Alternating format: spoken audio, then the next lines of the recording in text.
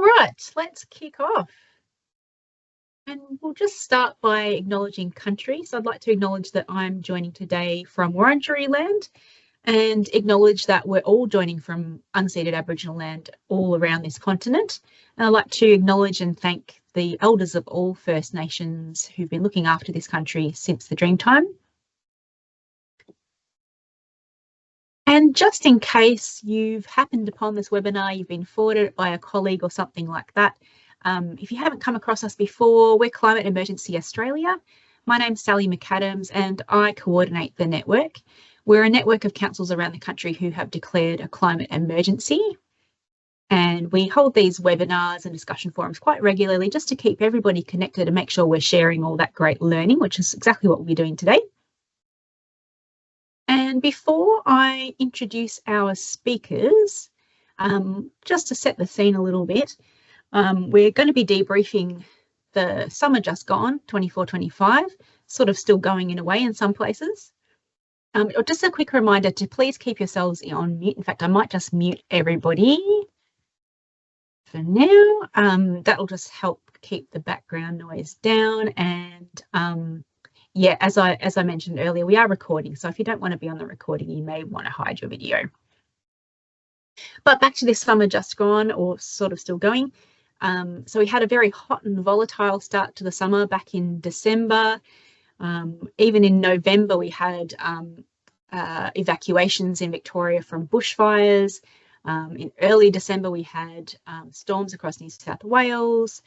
We had heat waves in WA starting early in December as well.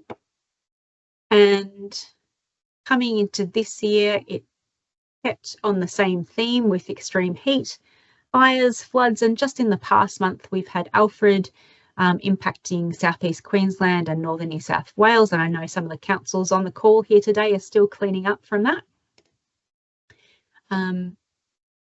So yeah, that's what we'll be talking about today, just debriefing a little bit on what councils have been doing to prepare and to respond and to contribute to recovery and resilience building in the context of all this extreme weather that we're becoming more and more used to experiencing every single summer. We do have a little bit of a focus on heat, and we'd love to hear from anybody today who's dealing with whatever kinds of extreme weather impacts in your community. But we have three featured speakers, so I'll quickly introduce them now before I hand over. So we've got Dr. Kimberley Kueh from Campbelltown in South Australia. She's going to be talking about the Cool Places program. Some of you will remember when we had her colleague present a couple of years ago now, or a year and a half ago now, maybe only a year ago, on the pilot program. So Kim will be giving us an update on how that's going now.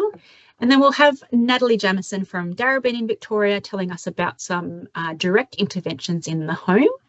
And then finally, we'll hear from Sally Bamber in Newcastle, New South Wales, who's going to be talking about a range of urban heat interventions. So without too much further ado, I'll just quickly remind you again, keep yourselves on mute. We are recording. And if you've got questions along the way, put them in the chat so we can come back to them later. You can connect with us via those contact details there, and I'll have more about that later on as well. So let's now hand over to Kim, Dr. Kimberley Kueh, who's the Acting Manager of Environment and Sustainability Services in Campbelltown City Council, South Australia. Kim, I'm going to spotlight you now. Are you able to take yourself off mute, or do I need to do that? Yes, I'm okay. There you are. Okay, great. Hi, everyone. Over to you, Kim. Thank you. I think I have some slides there. Yep, cool. So yeah, I'm here to talk about our Campbelltown Cool Spaces program. As you can see, we're still in summer in South Australia. It's fairly hot today, but we're hoping to get a bit more of some rain and some cooler weather. I can't wait. would you mind going to the next slide, please? So just really quickly, for those of you who aren't familiar about cool spaces, this cool spaces program. So what we defined as a cool space is an indoor air-conditioned space that's been designated as a site for people to get some relief from extreme heat. So we all know that extreme heat wave is one of the largest killers amongst natural disasters in Australia. And in our city in particular, we have a demographic of older people plus people with young families. So we do have a lot of people that are more vulnerable to and potentially unable to deal with heat as easily as healthy adults, for example. So we thought of a solution, which is maybe we should designate some spaces to let people to come in. We know that some people don't have air conditioning. We also have some low socioeconomic residents in our area, so they might not have air conditioning, or they won't be able to go to places like the shopping malls or restaurants, which all takes money to spend your time there. So we just wanted to understand whether, if we do set up a council-owned publicly accessible cool space that people will be able to use.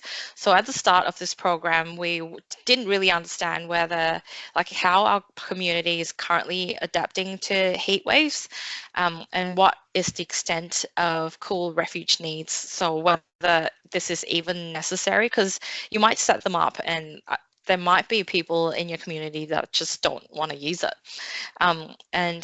If there is a need, whether our current facilities and which ones will be able to meet this need. So do they need disability access? Are those the type of people that would be seeking out cool spaces? Or if there is a cool space, do we need to have food sources that people will be able to get access to food so that they'll be able to hang out there all day? So these are the types of questions that we were asking ourselves. Would you mind going to the next one? Yep, so we're in like phase 3 of our program right now. In phase 1 in 2023, we were lucky enough to receive a disaster risk reduction fund from the South Australian government to do some desktop study and planning of how cool spaces might look like. And then phase 2 was last year. We did a trial just to see what we've planned and what's theoretical can be put into practice. And this year we've improved it a little bit based on what we learned last year. So yeah. So in phase 1, the desktop study and action planning, we did a literature review. So we compared all the cool spaces that are all across the world, how that looks like. There are a couple of cool spaces that are in Australia as well, and we actually talked to them, and we talked to our emergency services, state emergency services, as well as the SA, like South Australia Health government, and we formed a community working group. So we put out an expression of interest to ask people to join this working group to help us inform and guide our next steps.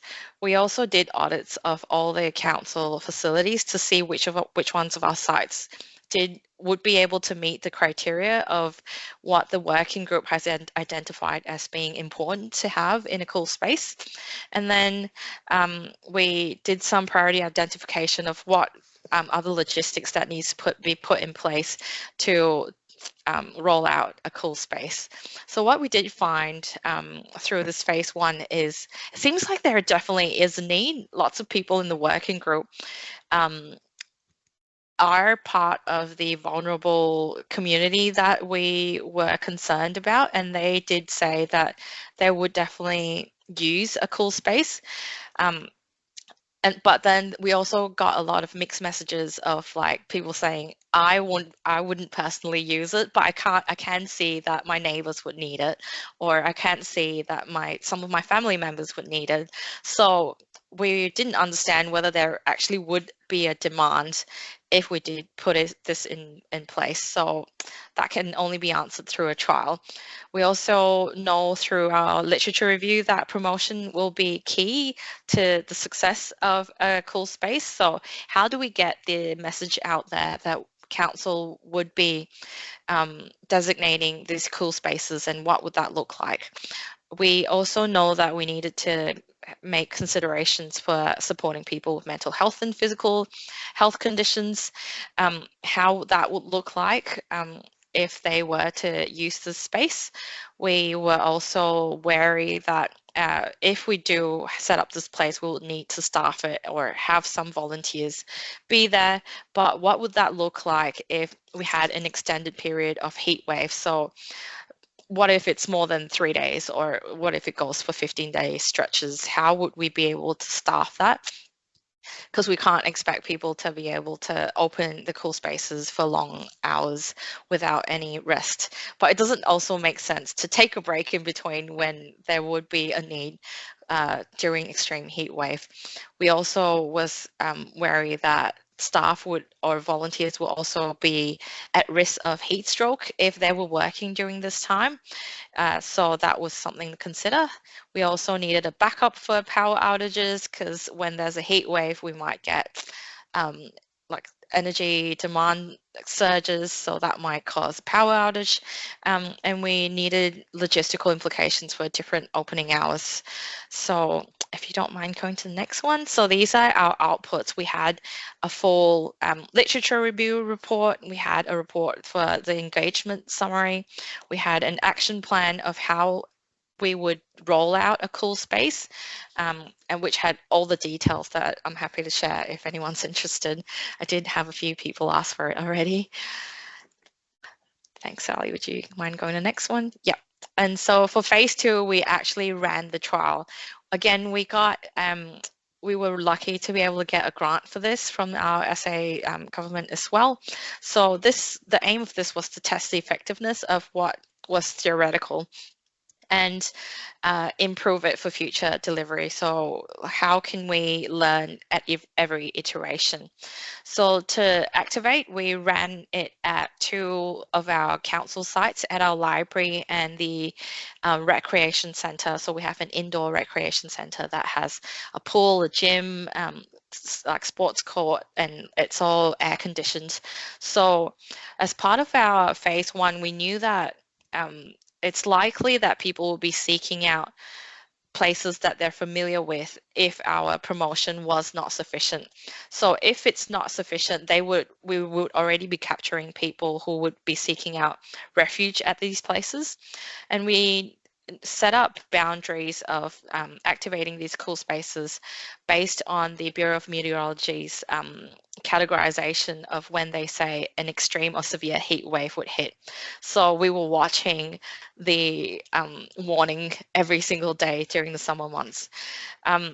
For this trial, we only allocated a 3-day trial. We didn't have the funds to do more than 3 days, because it was a trial, we just needed to see whether that was sufficient and how that will look like. So before the trial began, we prepared a lot of things, like a checklist of what the staff at the library and the rec centre should be looking out for. What should they do whenever we need to activate. We also prepared an observations sheet and feedback form for the library and rec centre, so that the staff can fill out what happens during the cool spaces activation, and a feedback form to give out to people who did seek these places out to see whether it's been useful for them.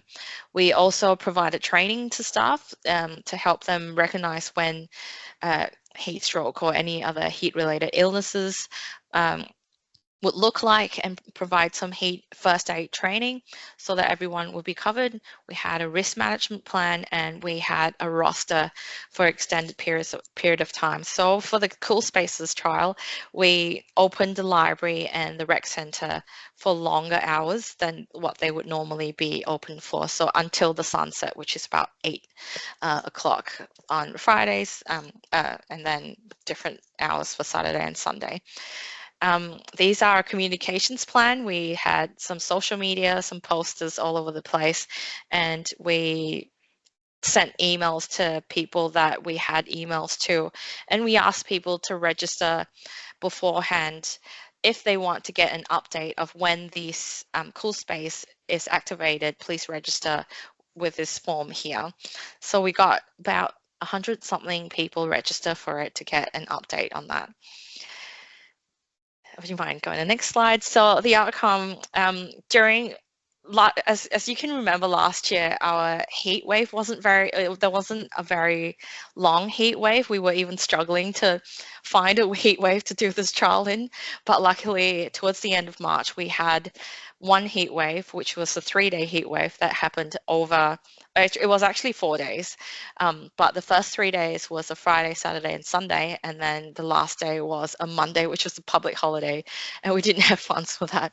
So it's quite interesting to see how that ran. But during the 3 days that it was open for, we had more than 300 residents access these 2 sites that we opened for.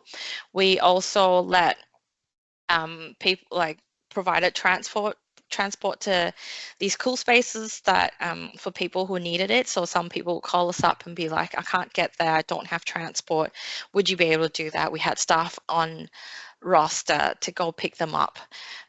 We had an overwhelming positive feedback from people that did attend these cool spaces, and we have put together a slide pack of learnings and models that we have been sharing with people that were interested in running or knowing about cool spaces. We were lucky enough to win the South Australian Resilient Australia Award, and in the National Resilient Australia Award, we were highly commended, and as well as the Planning Award, which was highly commended for this Cool Spaces program.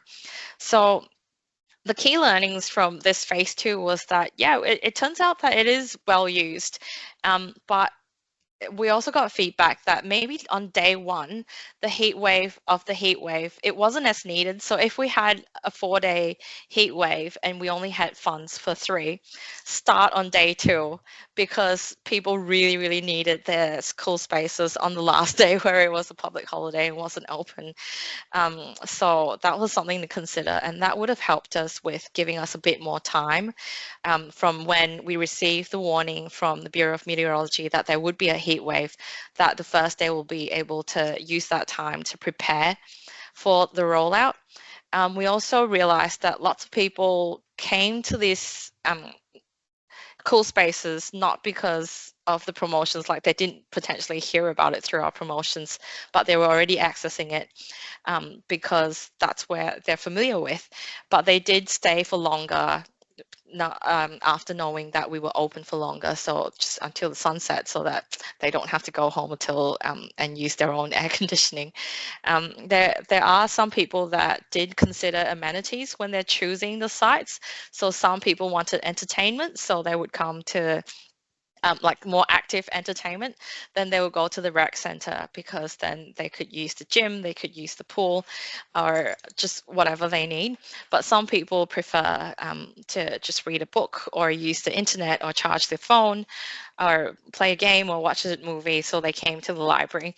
And we knew that promotion and planning was key for fast activation. Basically, we only had like 3 days of warning before the heat wave hit.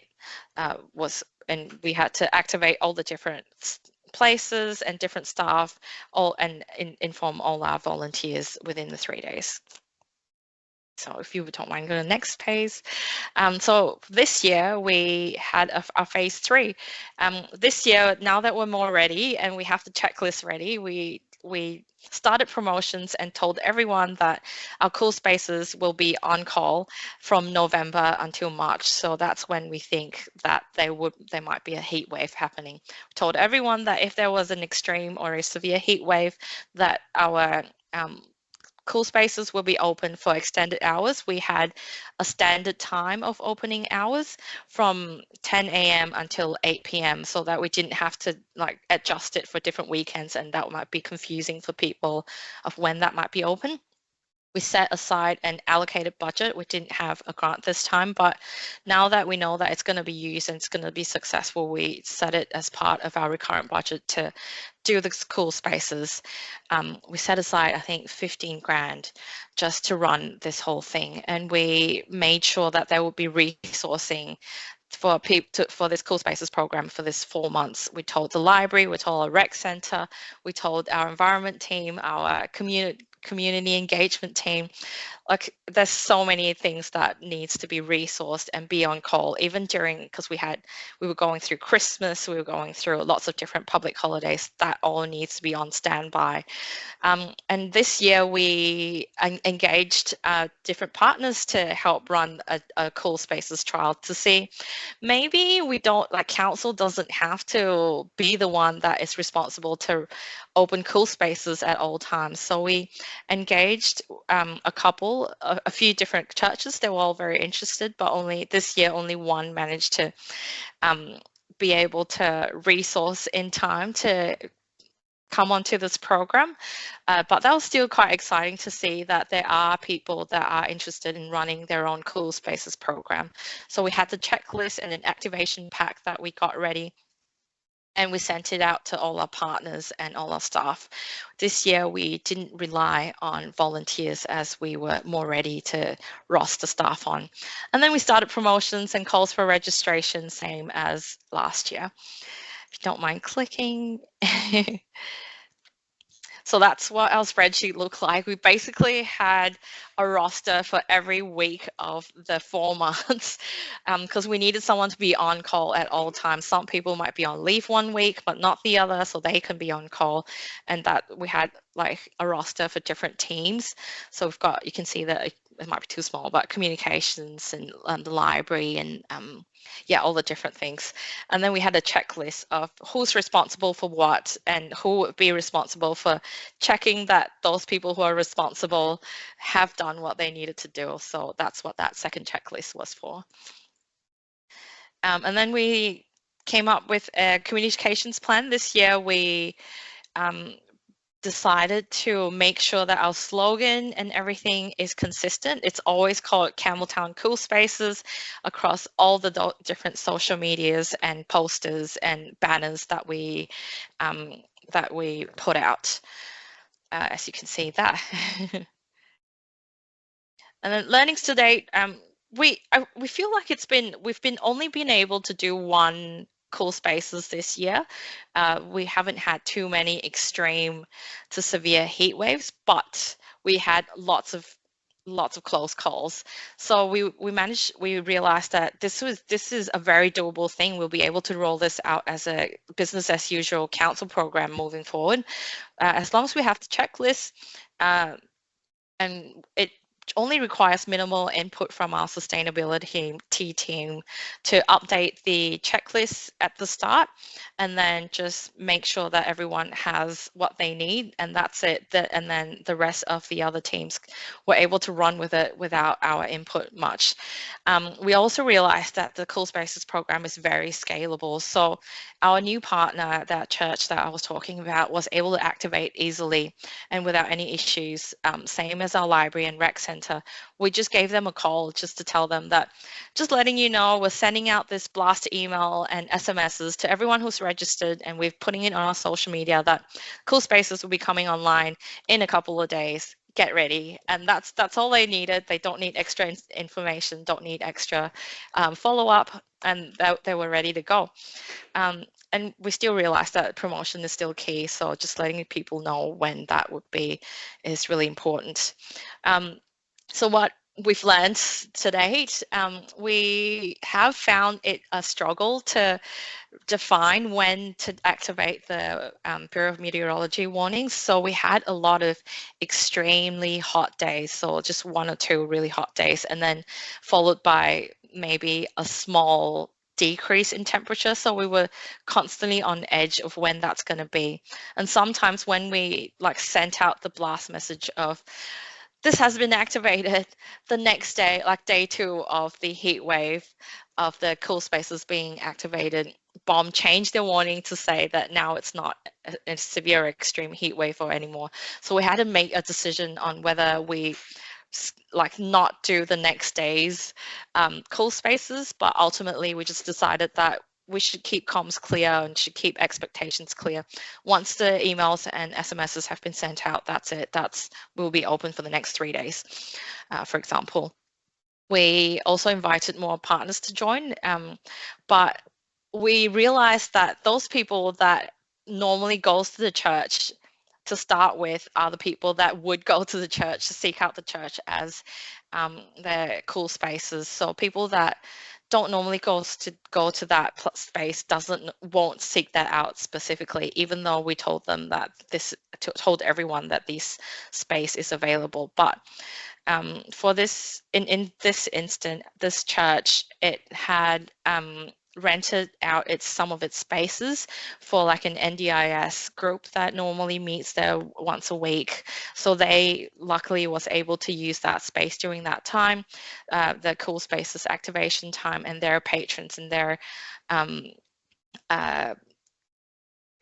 what's that called? The churchgoers are the people that knew to go to that place and was able to use that to get some relief from the heat wave. We also know that even though we have told everyone that you are on call during this time, it just needs to have some you just need to have some reminder that when you're looking at the weather forecast, that if you see maybe like 5 days from now the weather's looking a bit iffy, that it might turn into a heat wave warning, to just give them a reminder that that could happen at any time, so that they would make sure that they would be on call specifically and not be, I don't know, going to a show that day. So that's me, if you don't mind going. I think that's it. That's it. Fantastic. Thank you so much, Kim. We really appreciate that. It's so interesting to hear how you've been learning and adjusting over the past few years, and I hope we'll get to keep on learning with you. So thank you so much for sharing. We will definitely come back to you for questions in a little bit, because we've got lots of great questions for you in the chat. But for now, I'm just going to add Nat to the spotlight and introduce her. So we have Natalie Jamieson, who's a Climate and Community Officer from Darebin City Council in Victoria. Nat, I'm just going to hand straight over to you.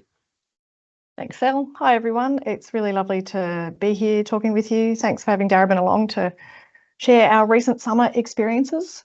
I guess we didn't start talking about heat this summer. We started a couple of summers ago, but we weren't so active and interventionists as we've been recently. I just want to acknowledge some colleagues, Stephanie Charisma and Christy Dunn, who have led this work up to the point where we got to where we delivered our fan project this summer. In that previous work, we'd been doing lots of developing of heat health fact sheets that were translated into a bunch of languages on various topics that were targeted to meet communities who might be experiencing those heat vulnerabilities that we're all getting very familiar with.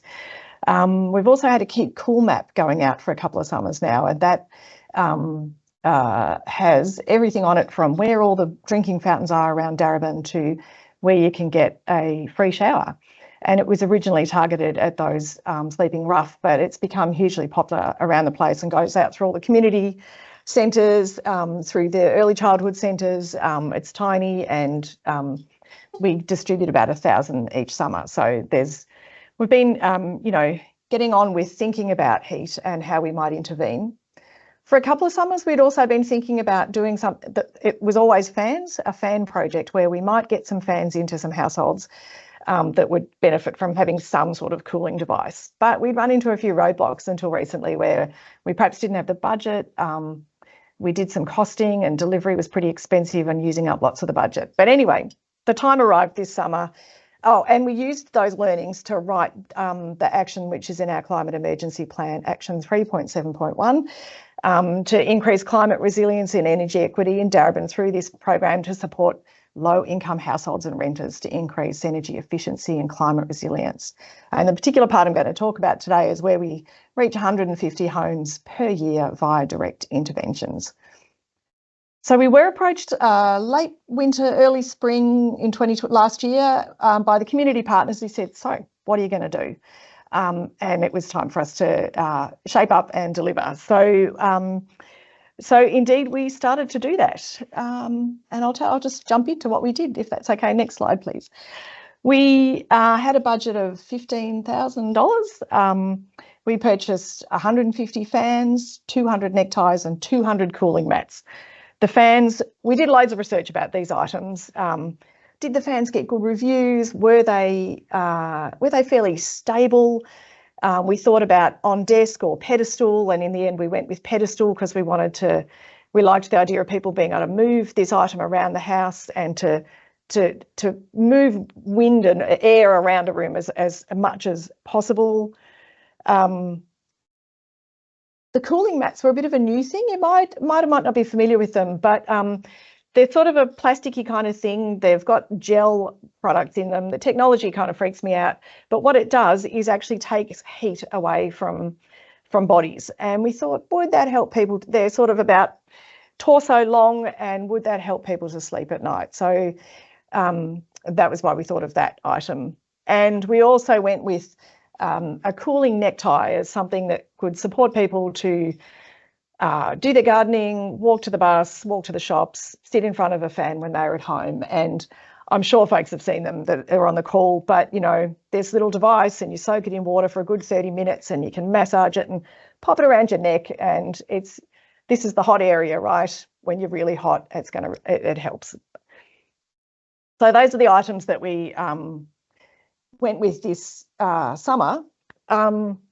We worked really closely with the community partners to identify who and where we would deliver these items. We focused on those living in public housing, those who had no other form of cooling. Sometimes they might have been in private rental as well. And to my geographer's heart's joy, we sat down with a map and identified exactly where we would prioritise, because with 150 or 200 numbers, we couldn't possibly go everywhere. On that map there, the shaded bits are what we think are public housing. It's actually really hard to identify exactly where public housing is.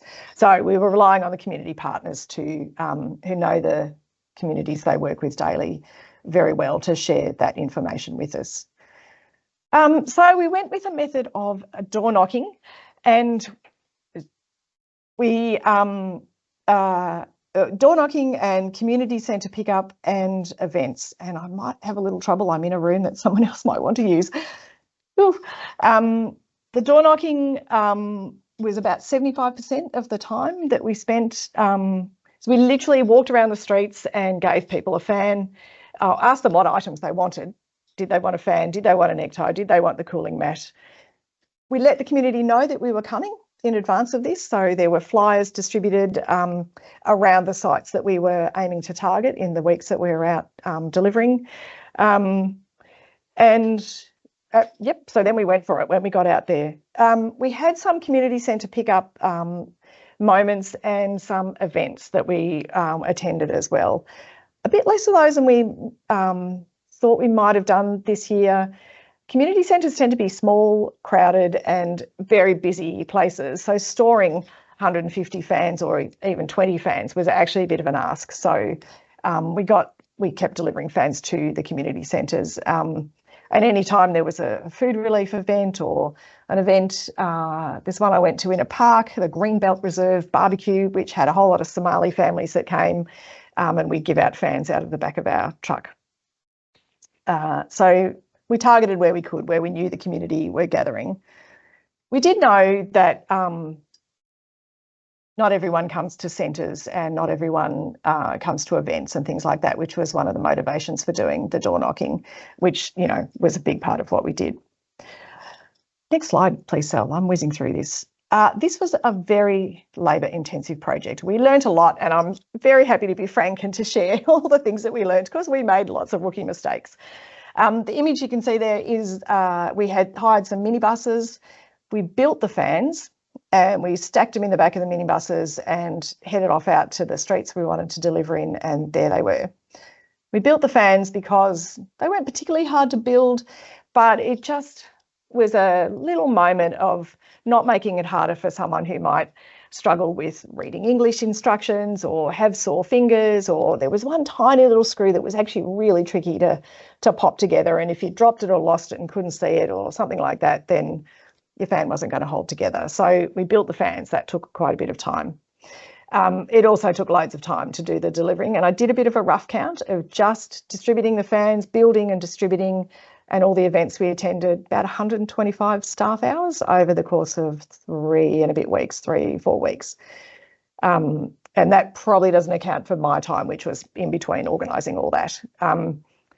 Anyway, it was absolutely great fun to be out delivering these fans. We met folks from in all sorts of situations. People were lovely, they were gracious, they were grateful, bless them. You know, we're offering some tiny fan that I'll tell you about in a minute in terms of the way it supported them over the hot summer. But yeah, it was a big labour-intensive project. One thing we didn't factor in, because we gave ourselves a pretty short timeline to deliver this stuff, and caution, start earlier. Community organisations, many of you probably know this, get very busy towards November when they're starting to have their Christmas parties and to give out Christmas hampers and things like that.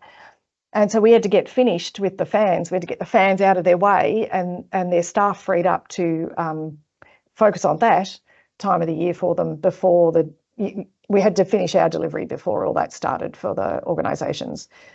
Factor in weather.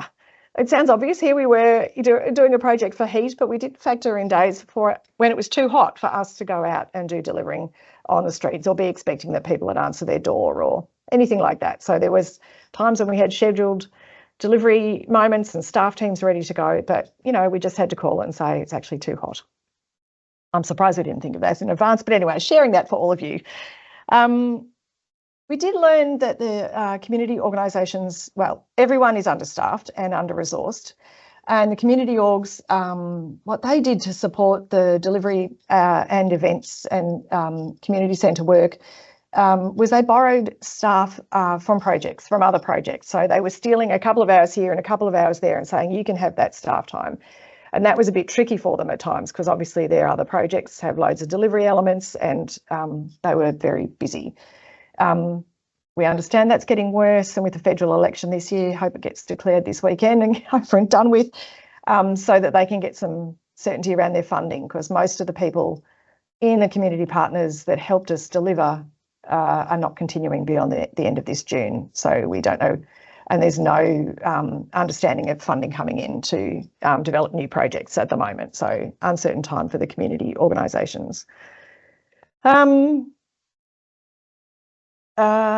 Order your items early. We thought we'd given ourselves enough time, but we clearly hadn't, and we were using a corporate credit card and we maxed it out a few times.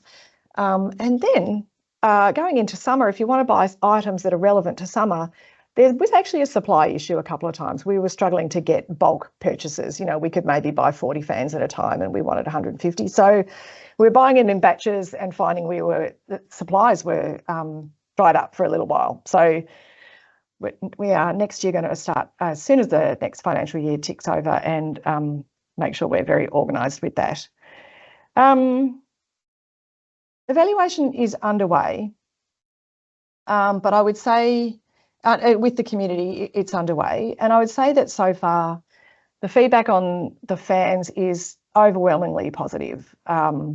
People have used them in ways that have meant they've been able to sleep at night, so they've taken them into their bedroom. They've been able to manage ill health issues that they have. Spoke to a chap yesterday who said he's got epilepsy and the heat really affects him, and having the fan just really helped keep him just that little bit more comfortable so he didn't get unwell across the hot times. In the housing that we are delivering these to, in the public housing, there tends to be not great ways, the windows don't open very much, and there tends to be not great circulation of air through the homes that people are living in. And the fans really helped with that. People have told me how just having a little bit of moving air in the place meant they weren't feeling quite so stifled as they would have normally felt in a residence that's got brick on the outside, concrete on the inside. And if it takes 2 or 3 days to warm up, it also takes 2 or 3 days to cool down. And we know this summer in Melbourne, it didn't cool down for long and it peaked again. So there was really long periods where people were very hot. So knowing that those fans were out there helping a bit of air movement and people stay more well, able to stay at home a bit longer, and definitely sleeping at night was the most important, the most mentioned factor so far in terms of how the fans benefited them. In terms of the mats and the cooling neckties, I can't speak confidently yet. I just don't have enough commentary on them. A little bit of a mixed bag. Sometimes the cooling mats were perhaps not giving people a full night's sleep. Maybe they were allowing them to go to sleep, but they started to feel hot after a couple of hours. The mat itself heated up because it's taken the heat out of your body and it's heated the mat up. So we need to get a bit more of an understanding from some more community folks as to how they felt about those. And the neckties enabled people to do their gardening, walk around the street, sit in front of a fan and keep cool at home. But I need more details. And in terms of the evaluation by the community partners, thinking towards next year, we're very keen to do distribution that's a bit more streamlined and a bit more hub and event focused. We do want to keep a balance between doing that and our knowledge that not everyone comes to a centre or an event. And the advantage of us being out on the street this time was that we pretty sure we reached folks that wouldn't otherwise have been reached, by being centralised in a hub. So, there's a balance in there somewhere where we get the number of hours right and we reach the people we need to reach. It's also pretty clear in the evaluation meeting that we had a couple of weeks ago with all the community partners that Band-Aid solution sounds a really harsh kind of phrase, and I reckon the fans were so beneficial that we want to get out there with more of them. But the other issue is around heat, health and safety and the sort of interventions we undertake. We need to be talking about minimum standards, and Christy Dunn is currently working with the community partners to build an advocacy piece that goes to our Minister for Renting, who happens to be one of the local MPs for the Darebin area. So Minister for Renting and Minister for Renting. Anyway, Parliamentary Secretary. So we're looking forward to being able to articulate with the words from lots of community folks how important small interventions like fans have been for them, but also how significant the impacts of heat are in a very poor quality housing situation. So thank you very much. Thank you so much, Nat. Really appreciate that. And amazing to see how both Darebin and Campbelltown, I think, have found some really creative ways to get over barriers that I think a lot of councils have had really big concerns about. So yeah, great to see that. I'm going to hand over to Sally Bamber now from Newcastle. And Sally, I'm sorry, we are running behind time. So if you can get done within 10 minutes, that'd be awesome. So we get time for some questions. Yep. And what I will say is I won't probably talk about every word that's on the slide, and what I would hope is if people can look at some of the slides later on, it'll probably have some more detail. So if we go to the next slide, and the next slide. Okay, so I'm just going to talk about three things, but the top one, I just want to highlight that the Beresfield Town project happened before my time, and on the screen is listed the people that brought it to fruition. And really, it was actually it was more of a town centre upgrade than a heat project, but during the course of the town centre upgrade, an opportunity presented itself to do some, I suppose, use it as a control link and doing some before and after modelling, which is where the university project came in. But probably one of the key learnings is that the university product was really quite detailed, and in retrospect, it didn't make it clear what should have been our choices going forwards. So if we go to the next slide, this is what it looked like beforehand. So on the top, and it was pretty much just concrete. It was a bitumen area, and this is what it looked like after. And this is just from Google Maps in May 2024. So it was really a really bleak place and had some a whole heap of raft of other issues, not just heat. But yeah, when they did the original modelling, it was about 55 degrees at midday in summer on the top location. So what I did was I went out on 27th of February, so a nice hot day. I chose a nice hot day. I took my FLIR gun, so my heat gun, and went out and did some, so I suppose you could say some ad hoc monitoring, really to see how it was performing in like real life situation.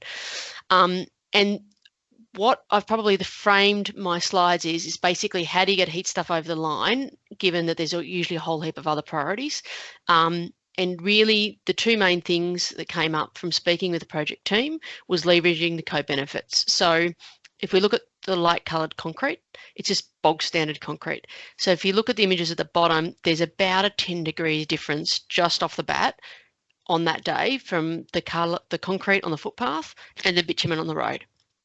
But the concrete wasn't chosen because of the heat benefit. It was chosen because it was a low cost surface. It has low maintenance. And if you look at the image on the right, what they do now, pretty much the stock standard across Newcastle, is they just lay the whole concrete, and then once it's secured, they come back with a concrete saw and they cut it to make it look like pavers. So they get quite an aesthetic look for a really quite low price. And the big thing that does from a heat perspective is it gives you about that 10 degree improvement in heat performance. And so it's much better than darker coloured pavers. Next slide.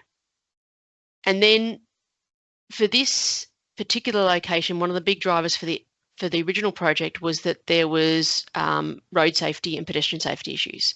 And this is where it probably helps for people like us in sustainability and climate change teams to sort of, I suppose, look at those key benefits and see if we can put them to the top. That also then allows us to achieve that heat benefit.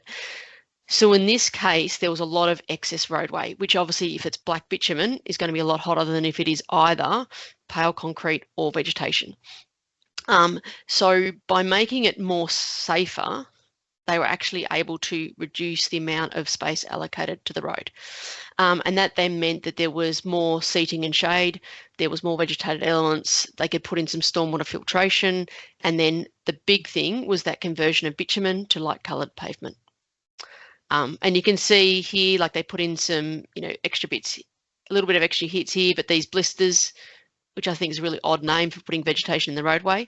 And those that I suppose, have probably noticed that there's no trees in these blisters. Since this went in, the project team has worked out how they can install trees in areas like this that have got really poor drainage. And that's probably one of their learnings, is that if they did the time again, they would have gone to the extra effort of putting trees in because this low vegetation has performed quite poorly, and with wood chip, it's really still quite hot. Next slide. So this is probably very overwhelming, this slide, but I'll step you through the pictures. So the most effective thing is to have immediate shade, and that realistically had to either be awnings or shade structures. So when I went out on that hot day, so it was 30, 31 degrees, the shaded concrete and even the dark coloured brick edging that they'd used, where it was shaded was actually cooler than the air temperature. So if you do nothing else, it's putting in that shade or having immediate shade. And as you can see, the difference between the shaded concrete and the unshaded concrete was about 20 degrees. And then, the difference between the unshaded concrete and the bitumen was only about 10 degrees. So if you can get stuff shaded, that will bring you about the biggest achievement, regardless of anything else you do. I have put in like a little star in here that, water fountains for people and pets is probably a no-brainer, but it obviously won't reduce the actual temperature. Then the next thing that was, I suppose, the next most effective was the pavement material choice. So just going from bitumen to pavement made a massive difference. But what I found is they'd used these bricks along some of the garden edging, but where they were exposed to the sun, because they were dark, they were almost on par with the bitumen. With vegetation, it really needs to be dense and thick and voluminous. So this low grass, for instance, wasn't performing vastly different from the unshaded pavement, and that's because it was relatively low. So if you're going to do vegetation, it needs to be dense and tall as possible. And then the seating material choice, if you look down here, what was weird was, I've not been able to find out what this seat is made of, but this part here that wasn't timber was actually 48 degrees. But the timber itself, the timber part of the seat, was at like 13 degrees hotter. So different seats will perform differently if they're out in the sun. But going back to this thing, if you can, put shade in first. And then the sort of, I suppose, lesser things were the reduced hard surfaces. Irrigation's important just to get your vegetation growing. So to get your thickness and your density, you need that irrigation. But otherwise, like bare wood chip performs really badly. You may as well have just had bitumen. If we go to the next slide.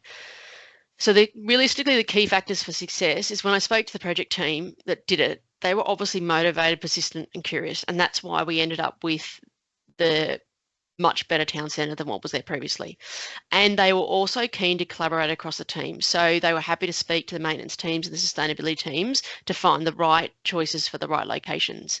But also curiously, they had access to one of these FLIR cameras, but it turned out that one of them just had them at home. And so they'd actually gone out and like shooted all the different like surfaces to see what worked best.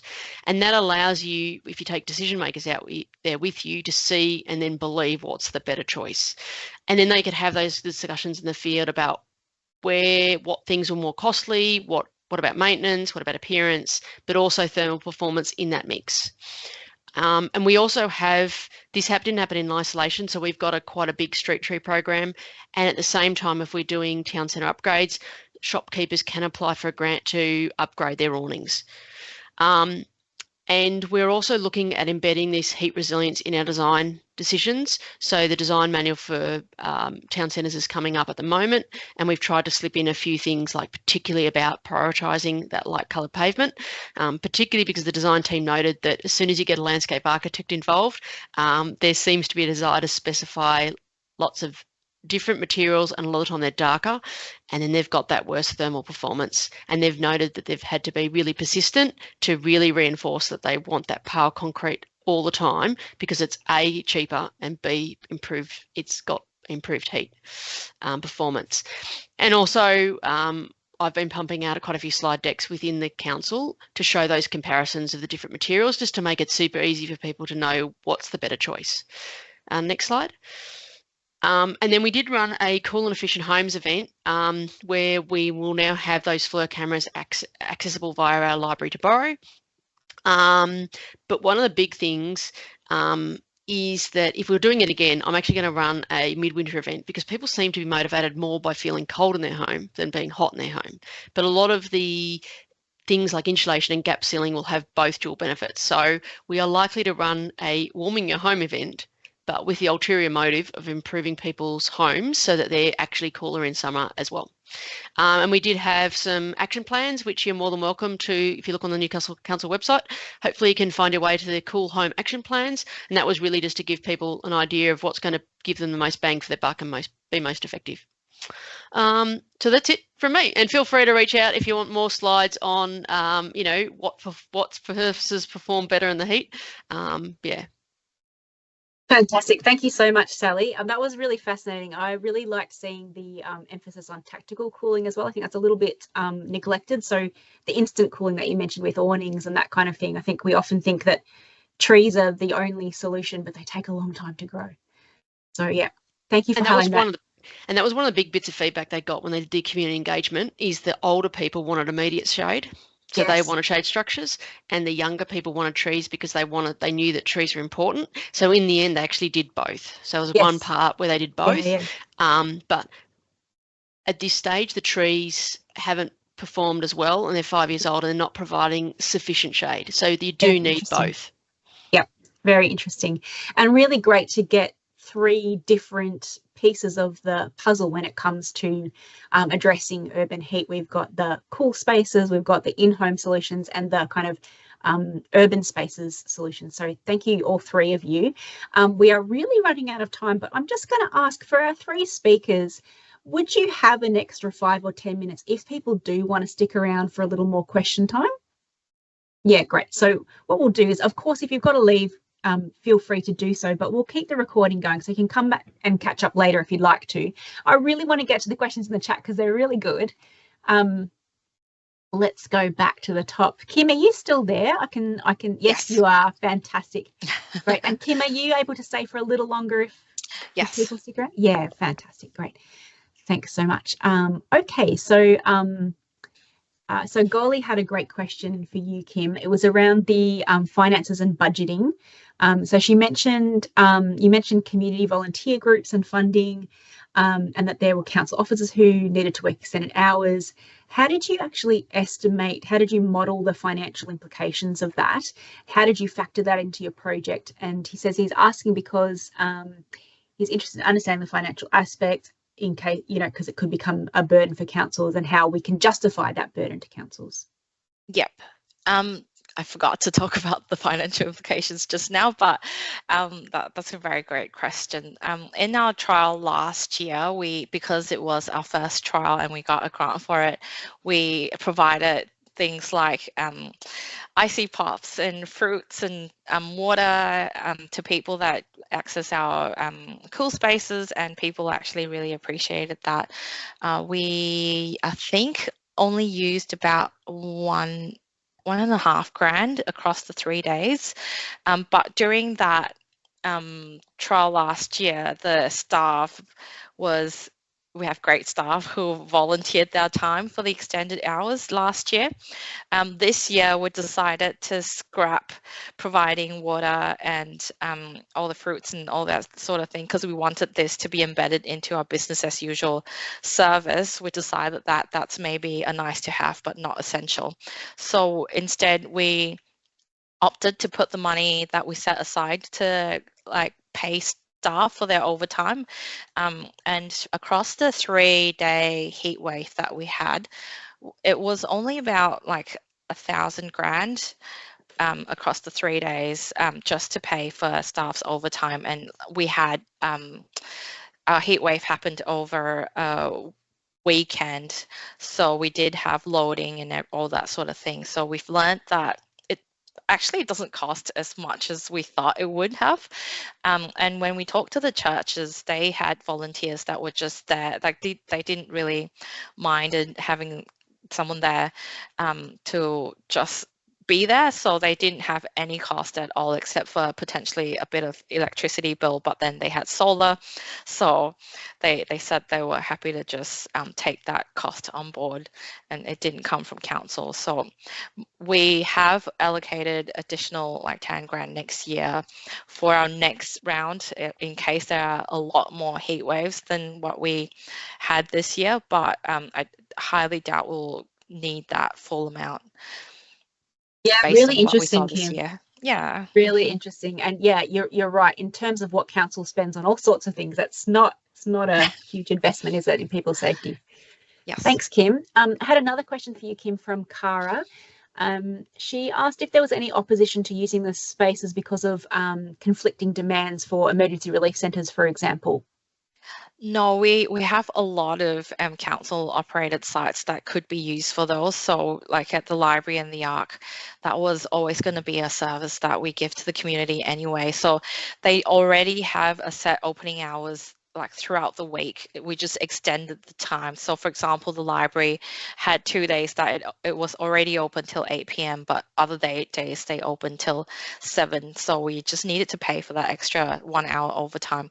We did, for emergency services, have big halls that had other features that we could use, so didn't have any oppositions for that. Great, thanks, Kim. And we had a question from Golly to Nat. Nat, when handing over the fans and other equipment, did the community actually return them, or did they get to keep them forever? And if so, were there any instances of damage or theft if they were on loan? They definitely get to keep them forever. And yep. Early indication is that they are, people were keen to keep them. We sort of anticipated they might end up in hard rubbish or, on the streets, but I haven't had any reports of that. Yep. And I was out yesterday talking to folks. And the next question from Maria, I think, I can't see. Oh, sorry, Nat, just before we get to that one, Golly had a part B of that question, which is a great one. The libraries, yes. Yeah. So have you considered making those fans part of an emergency kit for the libraries? We haven't considered that, and I'd be curious if anyone actually has any experience of doing that. I think for the folks that we were giving them to, getting to a library on a hot day is potentially a stretch too far. So, and the issue for the library would be storage. They're pretty big. Maybe there could be different sorts of fans. So yeah, if anyone's got any experience in doing that, because the libraries are great and really keen to do things like that. Well, it just made me think of the event that Sally talked about, where maybe you have an event at the library where it's, come and collect your fan day, and it's at the start of summer when it's not too hot. Yeah. And then, you mentioned there was a question also from Marta around just how did you gather the feedback from the community? Yeah, well, in being out on the street yesterday, we were, which is why I jumped to that answer. Sorry, I got messed up there. But look, we've gone and talked to people again. So we've literally gone and door knocked again. I did forget to mention when I was talking that one of our key allies was a resident who lives up in the streets that we were walking around, and went out with her yesterday, and she just called out to folks, Marcus, are you home? And we went and had a chat, and if Marcus was willing to chat to us about the fan, we took some notes. So we're just, again, going to the streets and going to some events where folks who might have them, if they're happy to chat. It's not a big or extensive or terribly scientific study, but we just want those anecdotes and understandings. Yeah, cool. And we've got a question from Yeva, who I know was used to be at Campbelltown and was involved in phase 1 of that project. Yeva would love to have access to all the slide decks. Is that okay with all of the speakers if I share those with everybody? Yeah, fantastic. Great, we'll do that. And then, Kim's got a question here. Don't worry, she's answered it. About the embodied Thanks. emissions? Yes. Thanks. Yeah, okay, great. Put it in there. Yes, I see that in the chat now. Fantastic. Yes, it says yes. Do you, just for everybody who hasn't caught up on the chat, Sally, do you want to have a quick little chat on embodied energy? Yeah. Just a small topic? It's super complicated, and it seems to be that even with like furniture, there's no easy one solution where we can say that's the one we want to go with. So that's why we've been suggesting that they look at that Victorian Sustainability Victoria website that gives you, at least then you can sort of compare all the different sustainability things, like is it local, is it recycled, is it recyclable at the end of its life. And probably what I didn't mention is, whilst I've been pushing that the concrete was a lot better than the bitumen, obviously the aim would be to also have less hard surfaces overall.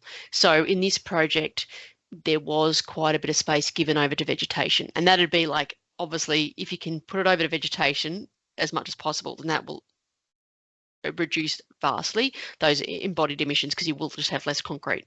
But yeah, you definitely then also need to make sure that vegetation's lush, because where we had just the straight like wood chip and low ground vegetation, it was almost no difference in temperature to the footpath and roadway. And the other thing I forgot to mention is that we did actually trial those heat reflective paints, but by the time I got out there, 5 years later, they'd almost worn off and were virtually indistinguishable temperature wise from the surrounding materials, so they don't look like they've got the longevity. And the project also did feature a ground mural. Again, apparently they actually had to go and scrub it off shortly after it was delivered, because they found that the paint was actually making the ground slippery when it was wet. So our project team had pretty much decided ground murals are out. Reflective paints are probably not worth the effort at this stage, but they are keen to look at trellises as a way of getting extra vegetation where you can't do either trees or bulk plantings. Yeah, great. Thanks, Sally. All right, look, I'm going to call it there and say a huge thank you to our speakers, and especially for their generosity in staying over a little longer to answer all these great questions. Thanks so much, everybody, for coming. I'm going to leave you with just an invitation to get in touch with us at Climate Emergency Australia. You'll get my contacts from the follow-up email, but also you can check out our website, and for those of you who are not on our Basecamp, I highly recommend getting on there. That's where you can find out about these kinds of case studies. We've got a project library up there. We've got loads more on there than we do on our website. And people often throw out, these questions like, for example, has anybody done a Cooler Places program all the time, and people jump in. So get onto that. We've got some upcoming events, which, look, I won't go into now. I'll just put that in the email. But yeah, I'll leave those up for you while you're getting ready to leave. Feel free to get in touch with me directly or hop on the website. Thanks again to Sally, to Nat and to Kim for being here today, and to everybody for joining. Really appreciate it. And so fantastic to see these really creative solutions coming up to, you know, some problems that I think councils around the whole country are experiencing. So thanks so much, everybody. We'll see you next time.